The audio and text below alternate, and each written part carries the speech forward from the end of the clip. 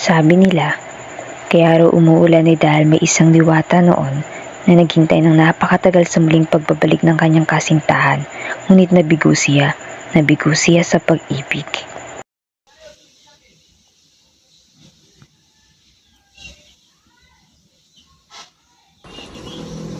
Hoy, Aliza. Nakapag-emote ka dyan tuwing pa nasa music video.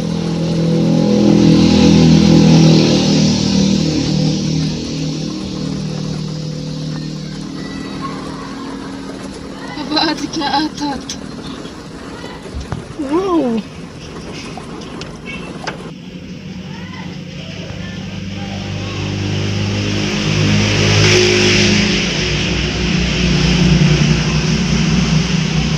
Drama moments?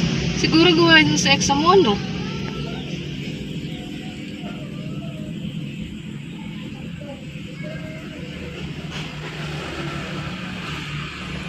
Alam mo, Mets, everything happens for a reason. Kaya huwag ka na mag-emote dyan. Ano kang pumapangit. Wow! Pag ako talaga nag-endorser na McDo, huyo ka sa akin.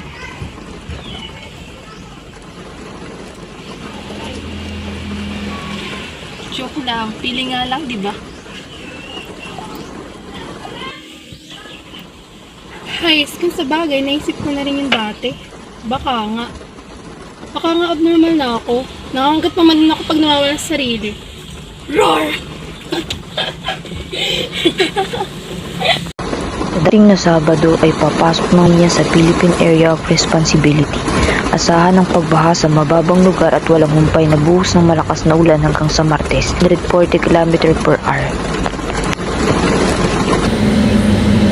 Diba? Sinabi ko na sa'yo, Mets, lahat ng bagay may... Ano kaya may...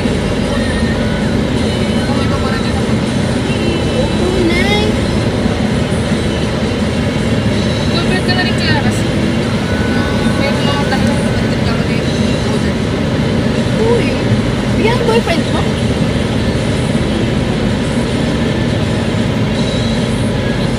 Magugulat ka na lang.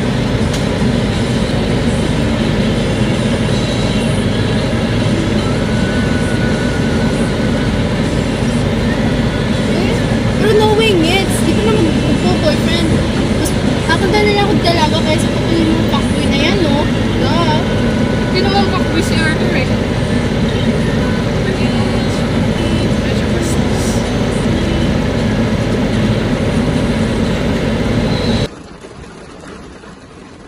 Napatingin ako sa kalangitan. Parang dahan-dahang bumabagsak ang patak ng mga ulan.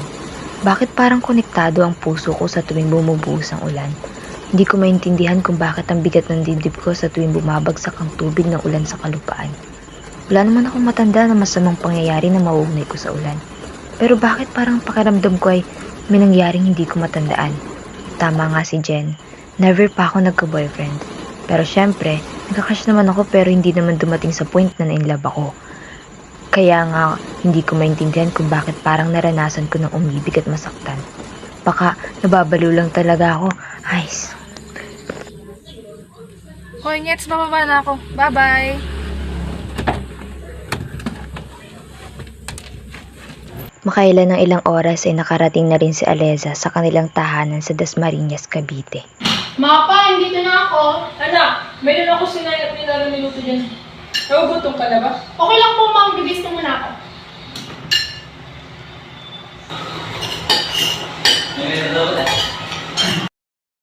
Kinabukasan.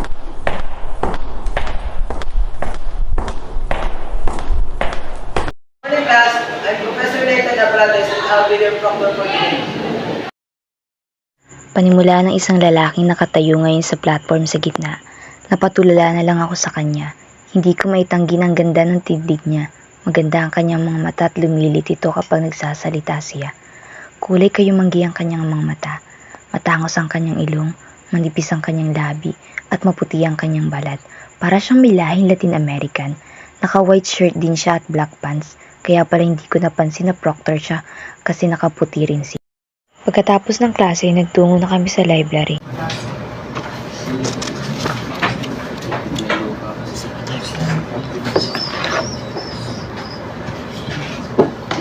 Hey, Ngets, nakikinig ka ba? Kaya ba akong papaturo dito? Ano ba yun?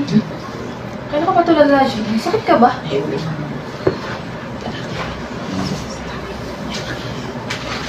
Sarang talaga ako wala na class. Sumama sa taong mami niya.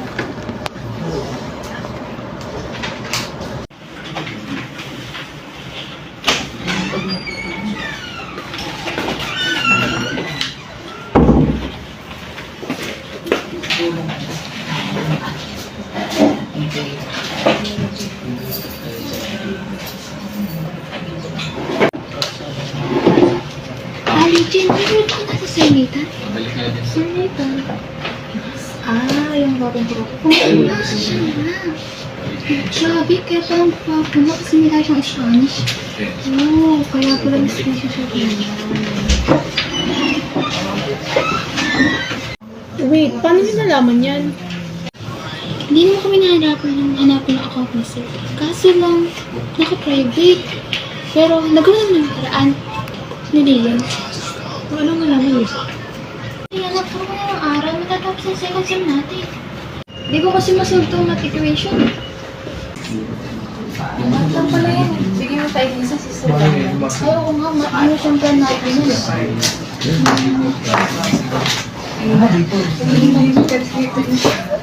Tigilan mo nga. Pag ako makapag-focus. Ali, kaya mo bang i-relate ang math sa totoong buhay? Math tells us three of the saddest love story. Tangent, lines that had one chance to meet then parted forever. Parallel, lines that will never meant to meet. And asymptotes, lines who can get closer and closer but it will never be together. Ouch! Sakit naman yan. Sa wakas, uwi na.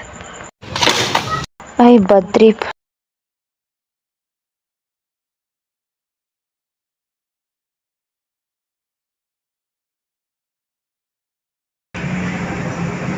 You're in a hurry. I think may importante ka pupuntahan. Napalunok lang ako ko na maalis ang tingin ko sa kanya, lalo na sa mga mata niya. Sabi nga nila, ang pagkakakilanlan ng tao ay nakasalalay sa mga mata nito. At ngayon, hindi ko alam kung bakit parang familiar sa akin ang mga matang iyon. Mr. Cowley? Ano, kilala mo ko?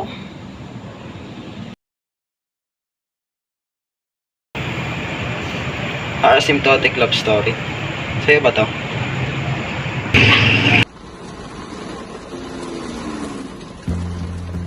Sa unang tingin agad na humali sa nanginingning mong mga mata.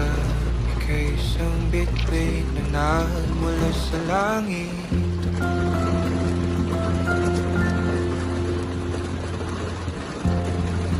Di ko mawari ang tagal ay mong tinatangi. Sadya namang nakakabighani. Di may paliwanag ang nararamdaman. Yan na pala yung basa. Thank you for your help, sir. I'll go ahead.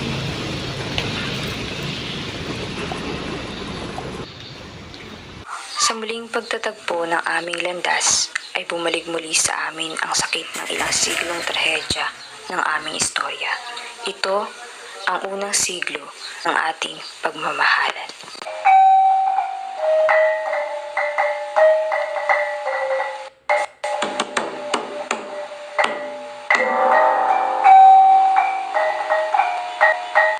Marahan niyang iginawad ang kanyang atensyon sa lalaki at pinagbastan nito ng mabuti, dahilan upang malimutan niya ang kanyang ginagawa.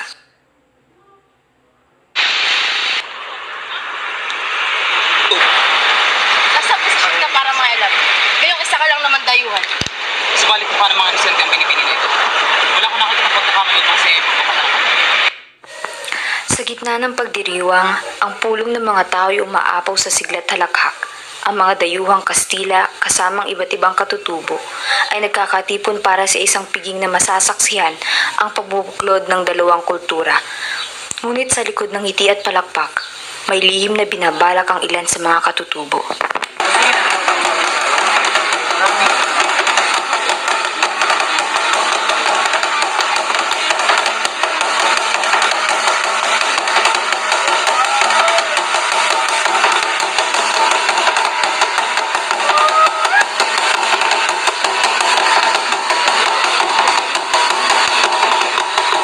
Habang patuloy ang pagdiriwang, dumako naman si Franco sa hapag.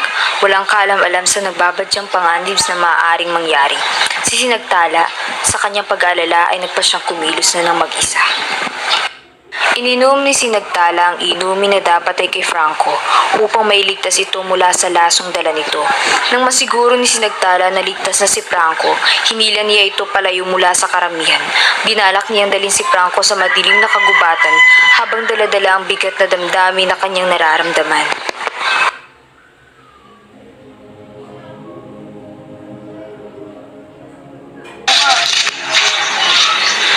Franco, marapat lamang na makalayo tayo sa pook na iyon. Hindi pa dapat mainom ang kanilang inihandang inumin. Sinagtala, bakit ba nag-aalala ng labis?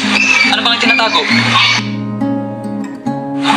Sa gilid ng kagubatan, ang dalawa'y tahimik na lumalakad matapos ang kaparaguran na dulot ng pagtakbo. Si Sinagtala, ang binibining puno ng tapang ay kasama ang dayuang si Franco na walang kaalam-alam sa balak na paglason sa kanya at sa kanyang mga kasamahan.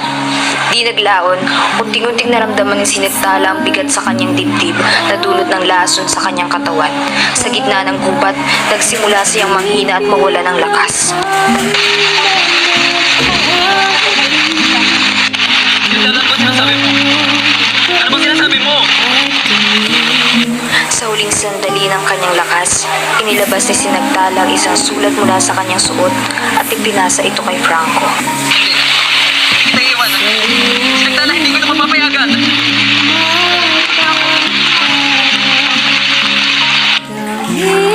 Nasa bingit ng kamatayan si Sinagtala. Ang mga mata ni Franco ay napuno ng luha na nagpapahiwatig ng hindi matatawarang pag-ibig niya para kay Sinagtala. Ang paligid ay napuno ng katahimikan maliban sa mga himpi at tanging pagkihip lamang ng hangin na bumabalot sa madilim na gubat ng maririnig. Hindi ka pwedeng mamatay! Tumitig ka! Ang gabi ay nabalot ng labis na kalungkutan at ang katahimikan ang siyang namayani sa gitna ng kagubatan. Ang sakripisyo ni Sinagtala ay nagsimula ng kalayaan para kay Franco. Sa pangalawang pagkakataon, tayo ay muling pinagtagpo. Ako, si Salome, at ito ang kwento nating dalawa.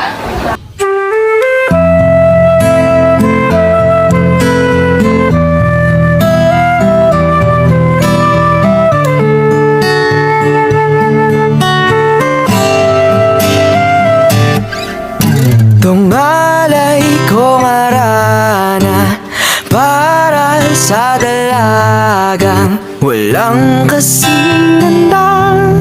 Amoy roses ang alimoyak kung nanaisin ng tadhanang mapalin lang. Di hahayaan mawala pa tong liham na umaasang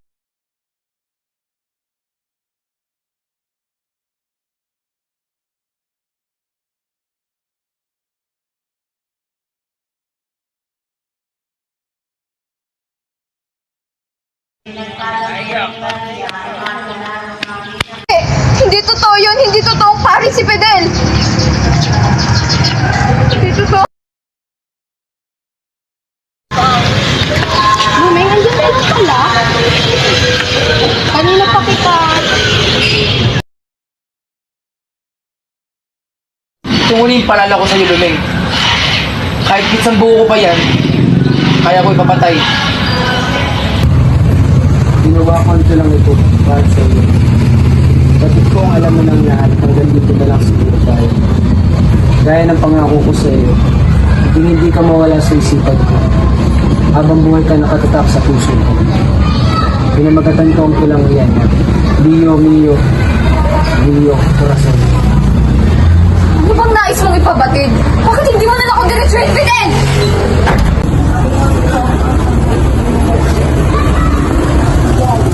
Huli na rin ang malaman ko ikakasal ka na kay Patricio. Bakit, Lumeng? Bakit ginawa mong pakasal sa iba? Bakit ang bilis mong tiwala kay Patricio? Hindi mo na ba ako mahal, Lumeng?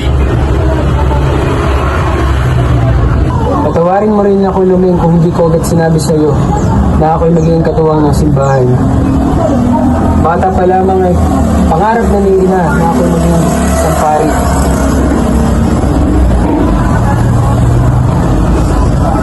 Alam mo ba, Luming? Handa akong pagtaksilan ng lahat para sa iyo. Handa akong kalabanin ng aking ama para sa iyo. Handa akong kalimutan ang aking pangako para sa iyo. Handa akong pagtaksilan ng aking sariling lahi para sa iyo. Ngunit ang lahat ng ito hindi na mapagsakatuparan pa. Nung malaman ko nang ikakasal ka na kay Patricio.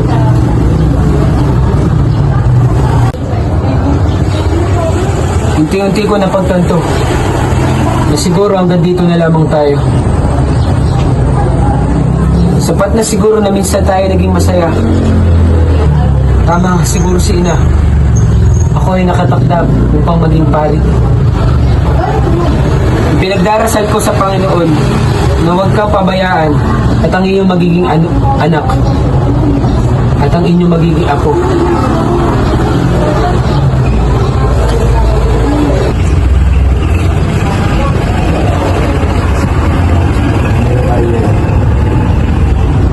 Sa tingin ko, ito na ang huli nating pagkikita. Babalik na kami sa Espanya bukas.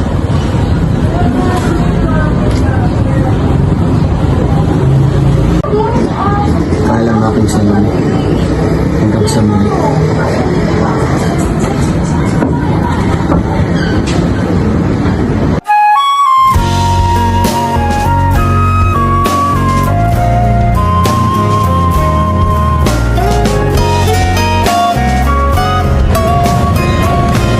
Ay, kontrasya mo, Fidel. Paalam mo at pumigil. Iingat ako sa lume para sa iyo.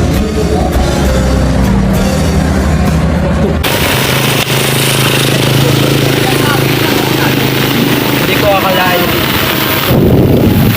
Saan nagsimula at nagpapasapagod ng taranta. Ang bulong ng hangin at dilim at makulim ng kalangitan at direksyon ng ulan at tinuturo ako palapit sa iyo. Teka, patawad. Sa pagkakataong ito, ay nabigo pa rin ako. Upang hindi na madami ang pamilya mo. Alam mo bakit nandito ako sa Pilipinas? Nandito ako sa Pilipinas dahil sa pangakong ang pangakong iyon ay yung binitawan ko sa aking ina. Akala ko maaari pang magbago ang lahat. Ngunit hindi pala. Mula nang matay ang papa mo, natakot ako. Natakot ako na baka ganun din ang mangyari sa atin. Bakit hindi mo agad sinabi sa akin ang lahat? Minsan, mas mabuti pang walang malalaman. Dahil sa oras na malaman mo ang lahat, uusugin ka ng pagsisisi at panghihinayang. Bukod pa rito, upang maalala mo ang kasiyahan at kapayapaan sa buhay na ito. Ito ay isang malaking hadlang upang maalala mo ang tragedya ng kahapon.